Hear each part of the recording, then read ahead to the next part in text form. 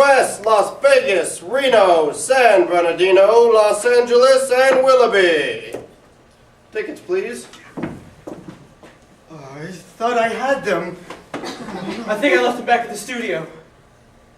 JD will kill us. JB will kill JD. Then JB will go to jail. Wimberly will become head of the studio. And we'll still be dead. Which will be just as well if a sap like Wimberly is running the studio into the ground. Oh, no. I found them. Thank you. Enjoy the ride. Oh, now this is what I call traveling in style. I've seen better. In Pennsylvania, maybe. Sure, Pennsylvania. What's wrong with Pennsylvania? This isn't Pennsylvania. We really should have asked for a typewriter. We should have asked for a secretary. JD said we weren't allowed to have any distractions. No distractions. I can't work without distractions. You can't work with distractions. And what's so distracting about a typewriter? What's so distracting about a secretary? That depends on the secretary. That's the truth. Say, what about a scene with a monkey? People love chimps. They make funny faces. Chimps are swell, sure. But what if the chimp goes berserk and murders people? In the story or for real? For real, why would we have a comedy about a murderous monkey? That isn't funny at all. Chimps aren't monkeys, they're primates. The jury's not on them, but still, chimps can be dangerous. Like, think of King Kong. He wasn't a chimp either. He wasn't even real. What if he had been? I feel like we're going in circles, Cocker. Maybe we are. So what about a chimp, murderous or otherwise? Chimps are played out. Orangutans are where it's at now. Say, that may be the ticket. I haven't seen a bit with an orangutan yet. I hear they're just as easy to train as chimps. Maybe even more so. But do they kill people? You've got someone in mind? So we start with an orangutan. It's a fish out of water story. Orangutan in the sea. Falls into the bad crowd. Gets in a real jam. But he's got a pal who helps him out. And there's a dame. There's one in every story. And she is something else. A wowzer with legs that really go places. A chorus girl who could be a real star if only she had her big chance. And the monkeys are tickets to the big time. He's a primate. Whatever. Meanwhile, the chorus girl falls for the pal. And she for he. Him. Whatever. But it's just as well because they're only human after all. Meanwhile, all three of them hit the big time. There's something missing. Exactly.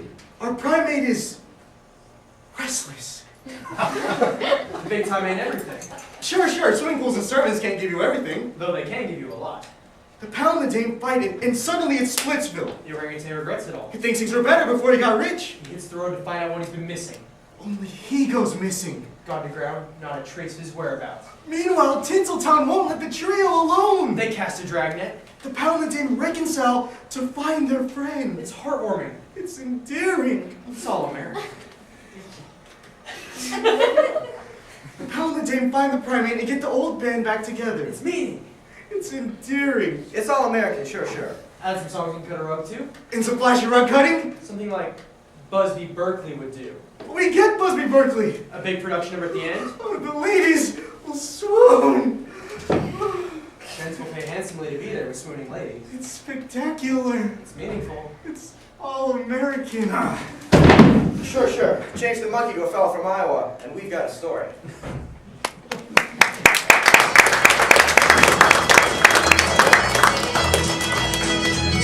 Ich bin aus Alabama und du kommst aus Tennessee.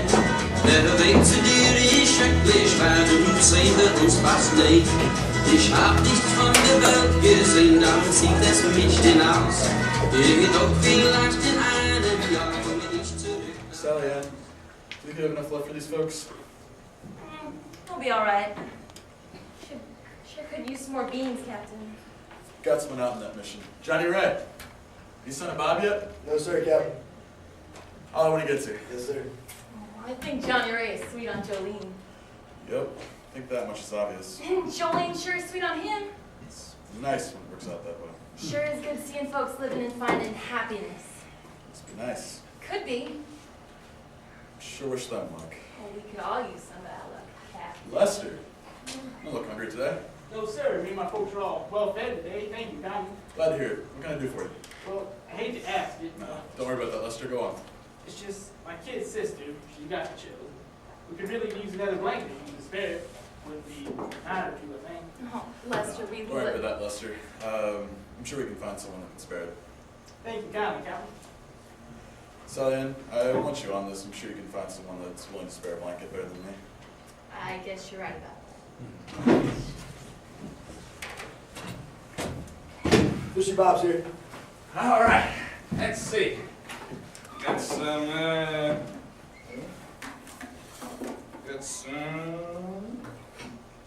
What do you got? some corn, some beans, and, can of peaches, you know, for the, kids. It's good work, Fishy Bob. So, Pat and Sullivan will drop some rations for you. Thanks, Captain. Oh, you know, I hear tell there's work out in the valley, picking fruit, oranges and lemons, peaches and apricots after that. Might be a good deal for some folks, that is, if the company stores don't get all back out of them. I'll pass the word. And Bob, Yes, Captain. you might want to hand over that other can of peaches you had. Sorry about that, Captain. What they say about old dogs. I'll make sure you get some this time, Bob. I know there wasn't enough to go around last time. Thank you, Sam. Is it true they got worked out in the orchards? That's what I hear. Would that be something, Billy? I can do that. Maybe save nothing else for us to, I don't know if you want. Johnny Ray, are you trying to ask me something? Not yet. We won't be ready for these things, but I got nothing. Johnny Ray, you don't have nothing. I mean, look around us. Nobody's got anything, and we all have everything. Yeah, I guess you're right. It'd just be nice to find some way to get back on the right foot when I was speaking. I know what you're saying, Johnny Ray. Can we help you, mister? I suppose so. I'm just down on my luck like everyone else. Times are tough. You know that. Coming far away? No, not far at all. Well, if you're hungry, Sullivan can find you something to eat, and Johnny Ray can find you a place to bed down. It ain't the Ritz, sir. Be the company. We try to keep ourselves occupied as best we can. Got some folks who play a fiddle, so we've been dancing if you like that sort of thing. I'll offer you a blanket if you can spare it, but kind of low for right now. I'm fine, thanks. It's generous, though. Let's do what we can for each other, that's all. Thank you, sir. You can catch your name. My name's Sully. Well, Sully, hope you get back on your feet soon. Yeah, I hope so, too. Say, Matt, come here. You been down on your luck long, mister? No, not long. Yeah, I didn't think so, man, with shoes like that. What's wrong with my shoes? Oh, nothing. And that's the problem. Now, the way I figure it, there are multiple possibilities here. Maybe you have been down on your luck for a while and somebody was generous enough to give you some nice clothes and a nice pair of shoes. Maybe you killed a man for him. But I doubt that. Clothes fit you too well. You can be that lucky or devious. Now, maybe your run of hard luck started yesterday or even earlier today, in which case I can't judge your misfortune simply because I'm mixing its origin. But see, none of that really makes sense. Now, the way I see it, you're one of those fancy folks that comes down here every so often to see how we poor, unfortunate folks live. Maybe take a few pictures, go back home, have a glass of wine, laugh it up with the swells while you tell the story of your grand adventures, roughing and suffering for a day or two. That's not it at all. Now you listen here, Mac. I'm a thief, I cheat, a liar, and I'm lazy to boot. Sometimes I'm so lazy I can't even be bothered with thieving and cheating. And sometimes I'm so lazy I'm even honest. But these are good people here, Mac. Every last one of them. And while I might always do right by him, I won't just sit by and watch some swell come in here and make fun of him so he can have something to say at cocktail parties. Now, maybe you just like soup. But there are plenty of fancy places you can go get a bowl of soup. So I'll admit, Sally does make a fine cup of soup, so you might as well get some before you go back where you came from. I came here so that I can know what it's like to suffer. Oh, nobody wants to suffer. I do. I want to know what it's like to do an honest day's work. Yeah? Maybe you do.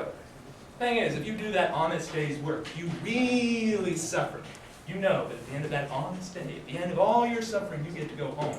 See, that's the difference. People who really do that honest day's work, they can only hope for that. They make anything going.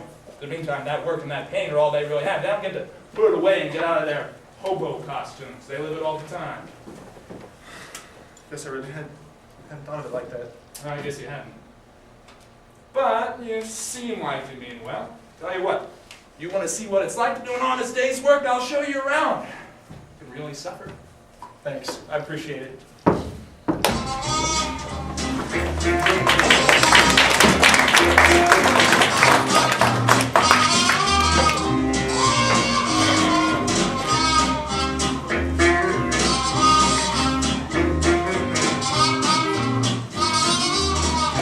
It's funny, JB, you just gave you his ticket. Just like that. It was a cinch. I was all ready to pull the waterworks too if I had to, but I hardly met him before he was ready to hand me his ticket and get off the train. This is too good to be true. This must be too good to be true. I'm that good.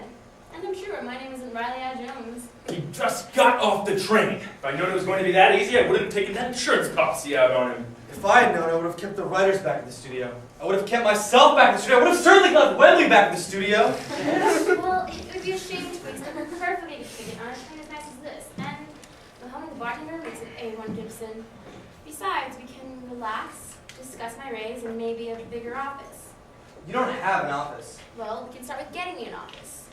One with a view would be nice. You can have JD's office. My It's office? got a view, doesn't it? But it was my idea to bring Jones in. Maybe we can swap offices. You don't have an office. Well, you should get yourself an office. You're VP after all. She's got a point. It doesn't do for a VP to be running around without an office. That's just what I was thinking. I like the view from my office. You mean my office? Don't pout, JD. There'll be plenty of office space to go around once we get Sully on board for What's Up, Naughty. Even Wembley might get an office. Really? No, I was just trying to make a point. So, you got Sully off the train. Where is he now?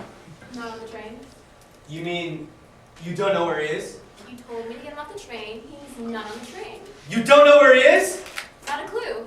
Oh, doesn't know where he is! You mean to tell him our $1 million director is missing? He's not missing. He's just not on the train. Oh, we don't know where he is. Well, we know one place where he isn't. This is a disaster. I could lose my shirt. JD could lose his job. I've already lost my office! See, the disasters are already piling up. Before you know it, Will be running the studio. Really? No, I was just trying to make a point. I don't see the point. Listen, boys. I got your director off the train. I couldn't track him down and bring him back to you. I'd stake my reputation on it. You had me till the reputation part. I'll bring you your golden boy and serve him up to a platter. When I'm through with him, he'll be as tame as a kitten. That's Tammy. But can she deliver? Easy as pie. I'll have him eating out of the palm of my hands. You sure promise a lot, Miss Jones. It ain't all primroses and lilacs, boys. I don't make promises unless I can keep them. You'll have your Sully, and you'll have your picture, and I'll have an office too. Now, you'll excuse me? I'm going to go make some arrangements. She's good. I'll grant her that. Just pains me to think that Sully's out there somewhere in the middle of nowhere and we have no clue where. Why? Who knows what's become of him? Don't worry, JP. Wherever he is, Jones will find him. Meanwhile, just to be safe, we're going to stay on this train and keep an eye on her. I like your thinking, JD. You can have your office back. Wembley, get us a sleeper car and get me some luggage. Sully, wherever you are, you better be alive and well or we'll kill you.